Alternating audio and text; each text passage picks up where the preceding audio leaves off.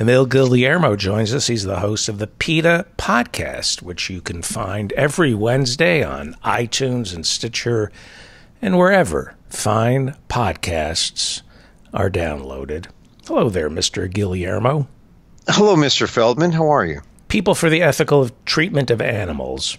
Yes. Jack Dorsey, Twitter CEO, apologized for eating at Chick-fil-A because of their anti-gay policies. Good for him. Who made him do it? He posted on Twitter his receipt from Chick-fil-A. How about also promising not to eat at Chick-fil-A because of the LGBTQ chickens that are slaughtered there? You know, there's got to be a few gay chickens out there.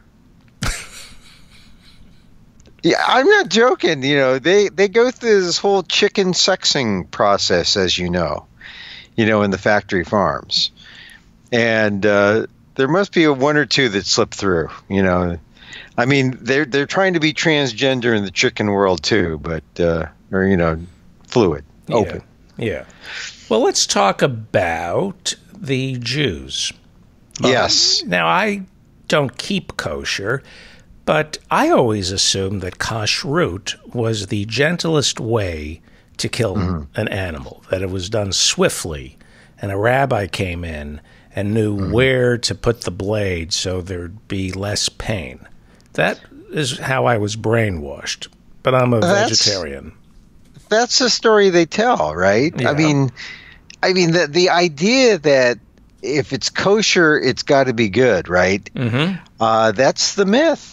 It's the myth that's perpetrated, and there are some investigators at PETA that got word that this isn't necessarily so, and they began an investigation that goes back about the better part of a decade, and finally they came out with an undercover video in 2016 that really just changed how people saw the kosher laws in Israel as it pertained to kosher beef. And this month, because of that video that I happened to have voiced in 2016, I wasn't part of the real nuts and bolts undercover investigation, although I would have loved to have. I voiced the tracks, and that video is really a key centerpiece in the law changing this month in Israel. You cannot import beef, kosher beef that was processed under what is known as the Shacklin-Hoist slaughter method. Now, this is done in South America, and it's imported. It's done in Uruguay and Paraguay, and it's imported to Israel. And when it was exposed in 2016, it really created a large outcry from people in Israel, plus actually a worldwide outcry, but specifically in Israel, where they got the law changed. And it took, until June 1st, 2018, this month, to make sure that the law was in place. But it's an historic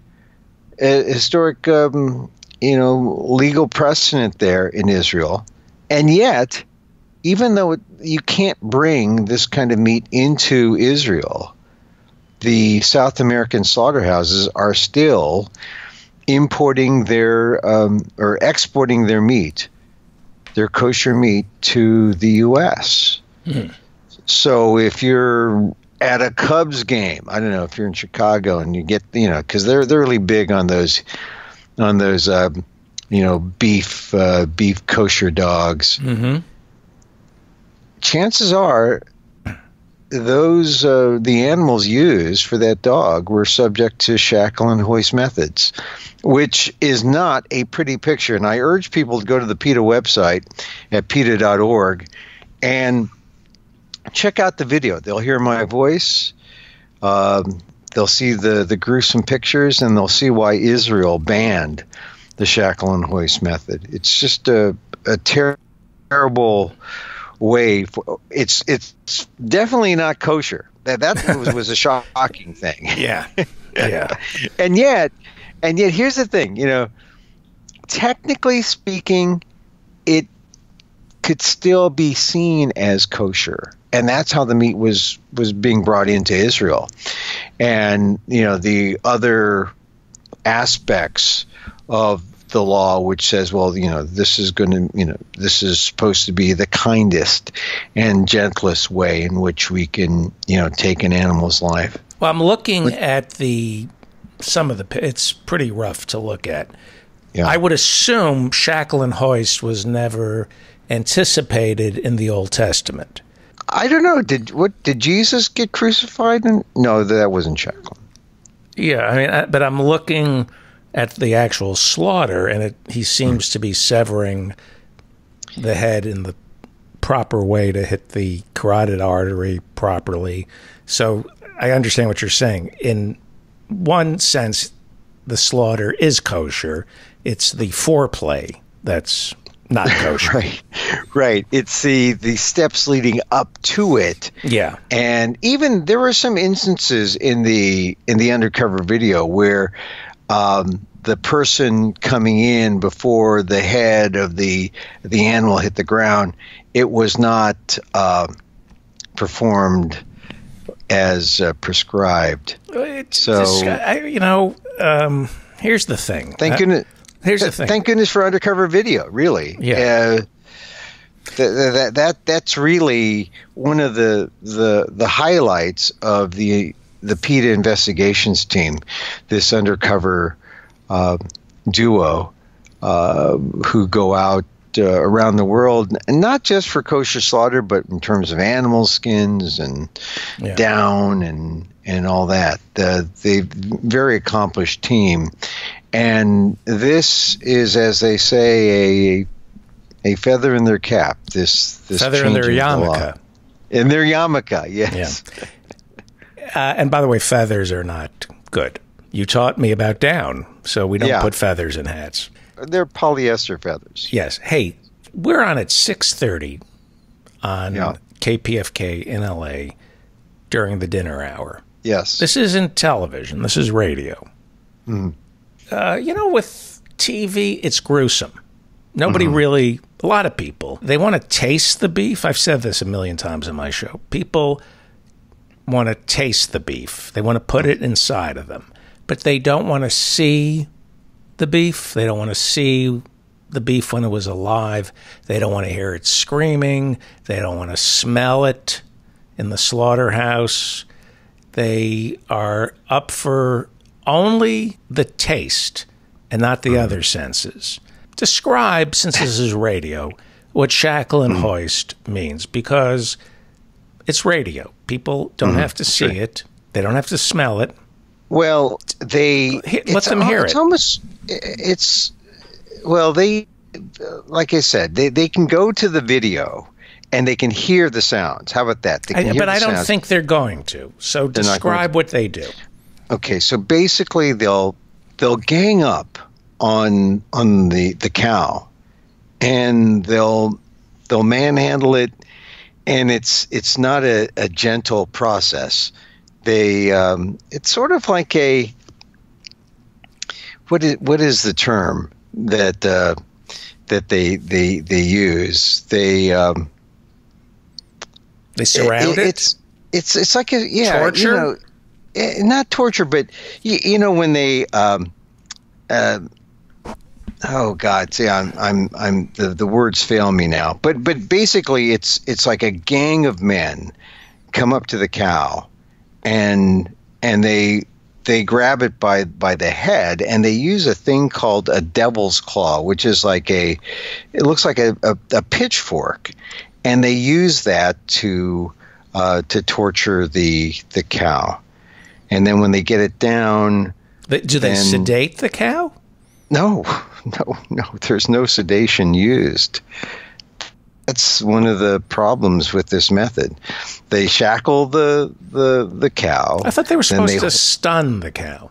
They're supposed to, but it's not. The cow is still In fact, once they shackle the cow and they hoist it up, they can see the cow still writhing as it hangs. It's not pleasant, but I think if you can say you don't want to see it, you should see it, because when you do see it, it will convince you that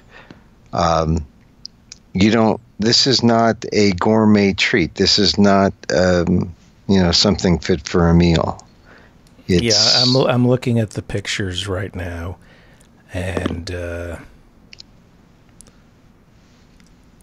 this is what Rabbi Shmuley Yanklowitz, president and dean at Valley Beit Midrash, says after seeing the video. It is hard to reconcile the humane slaughter that kashrut is meant to represent with this barbaric practice. And Dr. Temple Grandin is working with PETA?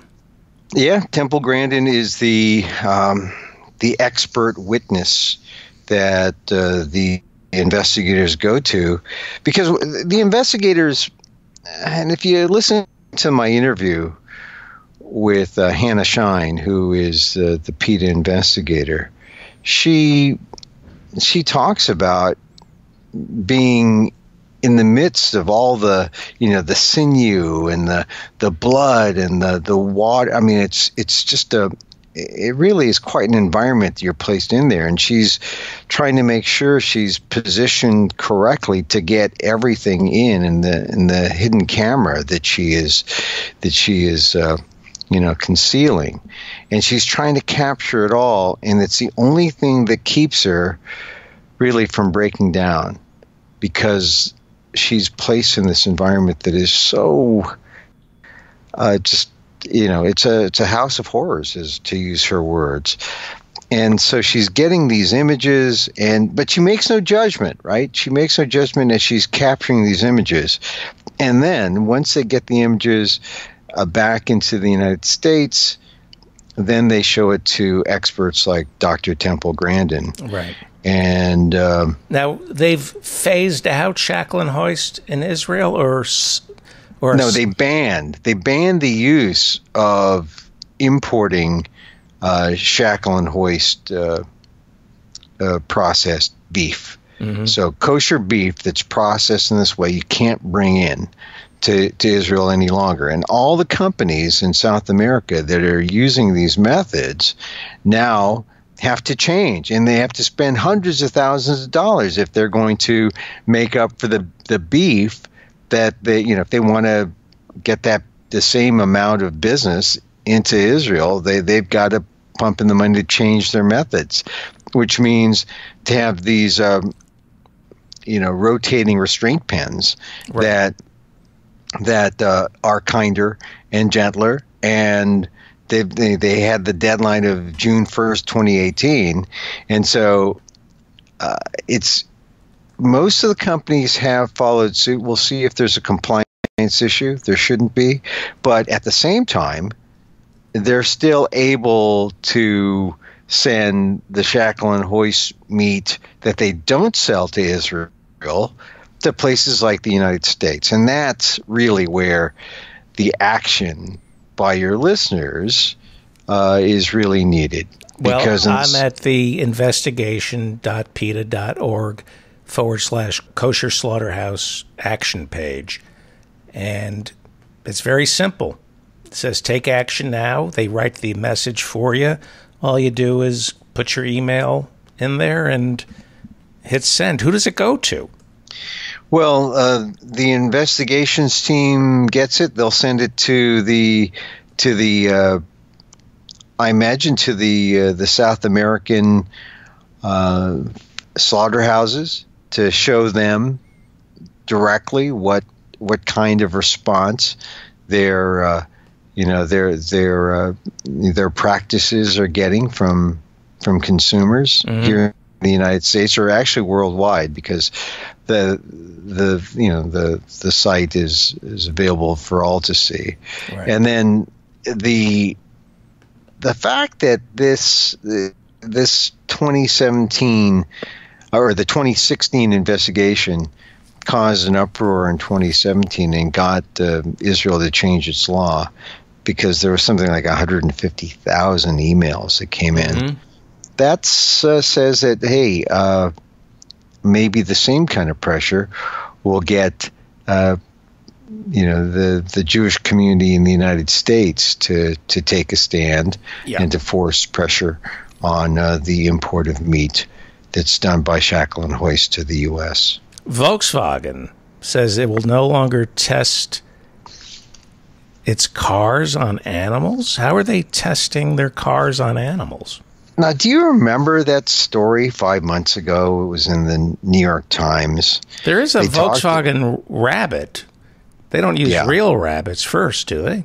No. I had a Volkswagen Diesel Rabbit years ago. Okay. But no, here's the experiment. You get 10 macaque monkeys. You lock them inside a chamber. Seriously. And you lock them inside a chamber. This is no joke. And you force them to inhale diesel fumes from an old pickup truck and a VW Beetle for 4 hours. That was the test. And is this Volkswagen trying to get back to its roots? I don't know, but this was a test that was revealed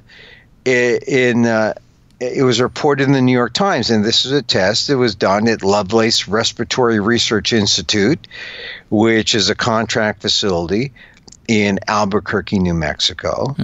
It broke in the Times, and because of this and because of other details about the rigging of tests and exhaust, specifically related to exhaust, Volkswagen has come under pressure. This is the big scandal that has brought down that company. And, I joke sometimes with folks I know that, Volkswagen should give, they should start giving away cars at each dealership if they really want to make up for the kind of impact that this has had on their business. I mean, we're talking about maybe a giveaway may not be enough, though. How many monkeys have they killed? Well, it was a matter. The monkeys didn't die apparently, but they had 10 macaque monkeys. They were forced into this chamber to inhale diesel fumes, and this is based on the reports. The report that was in the New York Times. PETA took action, fired off a letter to Volkswagen officials in Germany, and then they continued, one protest after another in Germany, and then just recently PETA got this letter that said that PETA Germany would no longer conduct any tests on animals unless required by law to do so. And so this is once again another example of what a little pressure. The investigation was not PETA's, but PETA applied the pressure and did the protests and forwarded about 160,000 emails from PETA supporters to the company. So PETA Germany sent that letter to PETA just about a week or so ago, and that was reported in the New York Times too. And they're the ones who broke the initial story about Lovelace Labs in New Mexico. So hopefully we won't see any more of these kind. I mean, just talking about this or describing this experiment. I mean, you thought I was joking. But this is no joke. What does this do to people who are participating in this? It's got to be damaging, or they're already damaged, and they enjoy it. Yeah. Well, it's a sadistic business, right? I mean, when you're in experimentation, I mean, and this is a lab that's a contract lab. It's not like. I mean, you might be able to say, okay, well, these research facilities in our finest public institutions of higher education, well, at least there we have science, right? Mm-hmm. But that's probably even more diabolical, though, because that's really Dr. Frankenstein stuff, right? Yeah. And also the welfare mill of government grants in the millions supporting these public research institutions and these quote unquote scientists, right? It's really the welfare mill for scientists doing these useless experiments. Because I mean, what does it do? I mean, you know, these tests aren't lethal, you know, but what happens is the experimenters draw blood from the monkeys following exposure, and then an endoscope is inserted into the monkeys' windpipes and bronchia through their noses to collect lung tissue from the animals. And this is at the Lovelace Center. Yeah, this is at the Lovelace Respiratory Research. So at least they have orgasms. Well, they had... Sorry. I have to make some light of this because PETA reminds us of what is inherently wrong with human beings. Because unless you're willing to take that step and think about other animals and switch to a plant-based diet, not murder, you really don't have the right to complain about the moral arc of the universe.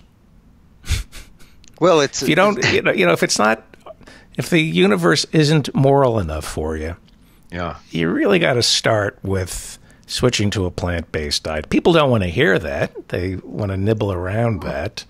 People are selective, right? Yeah. I mean, it's situational. Yeah, which brings us to Anthony Bourdain. Yeah. There were a couple of quotes. I loved Anthony Bourdain. Great writer. He was funny. I did also. Look, I will say I was a fan, but I wrote something on the ALDEF blog, the Asian American Legal Defense and Education Fund blog, because you know, he was kind of like a closeted Asian. The way he sucked down those noodles, and the way he loved to go, you know, into the streets and get that street food. I mean, he was like I saw him as a practically an Asian American. And in fact, one of the finest New York hand-pulled noodle joints, Xi'an's Fine Foods, a lot of locations in Manhattan. It's one of my favorite places. I can get a cilantro salad and all these hand-pulled noodles, vegetarian even. Anthony Bourdain kind of put them on the map or helped get them started, and they donated a day's worth of profits to the suicide hotline. Because it's Bourdain was really. I was shocked, but I wrote something today that said maybe he was just killing himself slowly anyway. You know, because he refused. He had no tolerance. Are you going to vegans? You are going to piss people? Go ahead. This is music to my ears. You're going to piss people off. He had no tolerance for vegans or vegetarians. Said so often. Called us a splinter group of Hezbollah. Yeah, he was on record saying, "Look, and he tried to be a nice guy about it. He said, "Look, I disagree with everything that the rocker hunter Ted Nugent, ever said, but Bourdain found this sliver of common ground in the fact that they both liked barbecue." And okay, so they could share a good belch and a bowel movement, but after that, where was the common ground? I mean, really, after that, then how about to the bigger stuff? He couldn't get to the bigger stuff. I mean, he saw the plate and the spoon, and he lived life on the edge of a fork. But is that it? I mean, I think he stopped there, and I think he could have seen that, he could have learned something from Kurt Cobain and from Chris Cornell that, it doesn't all add up in the end unless you take that extra step. And I think with his stance on vegan, his intolerance toward vegans and veganism and vegetarianism, I think that was his shortcoming.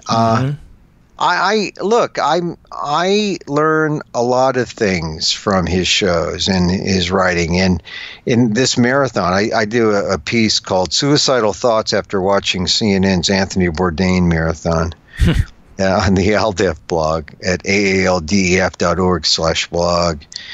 And he did this thing on that super pricey New York City sushi master, Masayoshi Takayama. He did an episode where he goes back into the rural part of Japan. And there's this great line where Takayama's talking about Ichigo Ichi-e, which is this idea that a Zen phrase that loosely translated means to treasure every moment as a once-in-a-lifetime moment that will never happen again. It's a stunning little idea that just stops you dead in your tracks. And this is what Bourdain discovers, right? And this is probably one of the good things about his method, where you take the plate, you take the meal, and it gets you into this cultural depth that you just don't get in other places, in books and in speeches. And he was able to do that. That was his process, his method, and I appreciated that in his work, right? But he stopped short, right? He did not. He had a blind spot, and the blind spot was with beef and the cruelty that goes on. I mean, although there's this one thing where he goes into after devouring Waffle House pancakes, he goes out to hunt some wild turkeys, and he kind of says, "Hey, you're never going to see me shoot any turkeys." And so that he, maybe given time, he would have come around. But I don't know. I just think that there's a part of me that when I heard that he had succumbed to suicide, actually I first thought that maybe he had a heart attack. The way he was eating. You just can't watch his shows and not feel like you are not eating and drinking enough. Like I watch his shows and I went, God, I got to pour myself a shot of bourbon. I need, I see him drinking. I'm not drinking enough. I got to drink more, or I got to eat more. So I put some more kale in my air fryer and try to consume that. But he's he was a brilliant writer. He was funny. He was on the right side of history, except for the vegetarian stuff. And it's as you said, it's a real blind spot.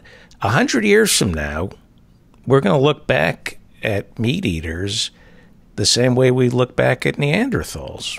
If we don't evolve past eating meat, we're going to be in some serious. We can't sustain the planet if we're all going to eat beef and chicken, like and fish. Even my college classmate, even though he's a dropout, and I graduated. But Bill Gates is trying to develop these alternatives to beef, that are sustainable, that are good for you, and that will help the planet probably still more than people's. What about lab-grown beef? Would you eat lab-grown beef? I wouldn't. I don't know. I don't think I would. I am happy not eating any of it. Yeah. I mean, since I switched over to a plant-based diet, I don't miss it. I think there are times when I'll say, I'll take the Bourdain approach. The cultural respect for my host and hostess. I must. And because I'm Filipino, sometimes it's hard for me to abstain from Filipino cuisine. But we're starting to see more and more ethnic foods that that are vegan. I mean, there's a number of Filipino vegan food trucks and places that have opened up in the Bay Area now, and I think that if this week, June 14th, is not only Donald Trump's birthday. Really? Yeah, June 14th on Flag Day, but it also is coincidentally the death day of my father. My father, who died of arteriosclerosis, primarily because of all the pork he ate and all the gunk and plaque in his arteries. He died when he was just in his early 70s. Right. And I know that if I didn't go to a vegan diet, I'd be well on my way to fulfilling that Asian American, Filipino American, idea of, I'm going to have high blood pressure, diabetes, and die of arteriosclerosis, just like my father. But switching over before you go, and thank you for this, and I hope you come back next week. The listeners should know that it's axiomatic. You can't debate this. You should be eating a plant-based diet. That's a fact. If you don't believe that, you shouldn't be listening to my show, because we deal with science and certifiable truths. You should be switching to a plant-based diet. Now, some people can't do that. They don't have the discipline, the desire. They might have been convinced by their doctor that they need, B12? There's a vitamin. B12, which you can get from other sources. Yeah. You don't have to have from meat, but it's in meat. The first step is, if you listen to my show, you should be at least willing to admit that you're wrong. You're listening to my show, you're already doing something wrong. Admit that you're wrong if you're a beef eater. It's not, it's not a crime, but just say, you know what? I should do better, and I should be on a plant-based diet. That's the first step. Admit that you're wrong. I admit that I'm wrong. I eat sugar. I can't control myself. I wish I didn't. I'm wrong, but I'm wrong. It's not right to eat sugar, but I do it. Admit that you're wrong for eating chicken, fish, and beef. You don't have to stop, but just admit that you're wrong. Spend a year saying, if I switch to a plant-based diet, my carbon footprint would be 0. I could drive a 32-wheel diesel truck, and my carbon footprint would still be less because I've switched to a plant-based diet. The water that you waste eating beef and chicken, just admit that you're wrong for a year. Keep eating beef, but admit that you're wrong. And then after a year, meatless Mondays. Have one day without meat. Try it. Yeah. Or, they go meatless Fridays, but then they eat the fish, the Catholics. Yeah. But maybe you could just make it totally meatless, including no fish. Because a lot of people say, what, no fish? Well, okay, if you want the mercury. If you insist on having the mercury, I guess you can eat fish. Beans. I know people go, ugh, beans are delicious. Beans are a gift from whatever God you believe in. Beans are a gift. Beans and rice pretty much have everything you need to survive. It's a miracle. Why make it more complicated? You could live on beans and rice. I like to avoid the rice. I just go with the beans. And I have this diet that I use called the G-Bombs diet. And it's popularized by one of those late night doctors that come on PBS. He's a great guy. Dr. Furman. He's a good guy. Okay. There's another, Dr. Barnard is a good guy. He's Dr. Furman, he uses the N-word a lot, right? No, not that Furman. Oh. He drinks a lot of OJ, that guy. Oh, okay. Dr. Furman believes in the G-Bombs diet. Greens, beans, onions, mushrooms, berries, and seeds. That's what you concentrate on. And if you could just go on that for a couple of days, Yeah. You can transition out of meat eating, have all the protein you need, have all the nutrients you need. G-bombs. Yeah. And again, I sympathize with people who want to quit but can't. I'm tempted by sugar all the time. I try to stay off sugar. Really? And I know sugar leads to cancer and heart disease. That's my vice. The donuts, a weakness? You can't walk by a Dunkin' Donuts or something? Or bread pudding. Bread pudding, yeah. I know what you mean. Look, I have some... Which has eggs in it and the whole thing. I'm not perfect. I'm not a vegan yet. Look, perfection is hard. Perfection is hard. I mean, it's like I'm somewhat of a religious man, and we try not to sin, but thank goodness there's forgiveness. I think we aim for perfection. We try our best, and when we fail, we get back up and we continue the journey. But it is a journey. Yeah. But I will say, since I think within the last 6 months, I've lost something like 30 pounds when I just was more focused on trying to do my diet plus intermittent fasting, which is another kind of a fad these days. But it makes sense. And Do you go a day? Do you go a day without food? What is the intermittent fasting? Intermittent fasting is I try to eat within a 5 to 6 hour window, and then that means I'm fasting for about 18, 19 hours a day. And most of the time I'm sleeping. Right, I'm sleeping that 19 hours. But then I'm drinking a lot of coffee and apple cider vinegar and that kind of stuff. But it's essentially you skip breakfast and you eat within this, like I said, 5 or 6 hour window. And, every now and then I'll try to stretch it to 24 hours. But basically you end up eating maybe one meal a day. Right. They've done studies that mice who are not fed live longer than mice who are fed. Well, maybe that's true. I know that when you get older, and we've known each other a long time, David, but I know that one doesn't need as much food as one ages as you think, and so I find that I feel healthier, and I know that a lot of it.